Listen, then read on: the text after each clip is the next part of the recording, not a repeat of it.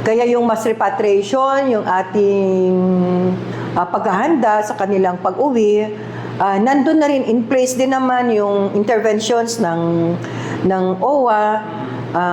In fact, we have a lot of social workers in OWA.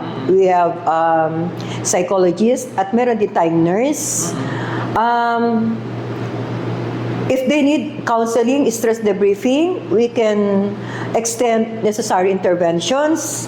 And we are preparing them also for possible assisting them ang tawag dito, pagkakakitaan, because we will be providing the financial assistance. If sila naman po ay may sakit, as usual pa rin po, in place naman po yung ating assistance, yung interventions. Kaya nga may ambulansya tayo, may nurse tayo. We can provide assistance for them, for their medication, for their hospitalization. In addition to that, yung meron tayo yung YAKA program, PhilHealth, libreng konsultasyon, libreng gamot, libreng laboratorio.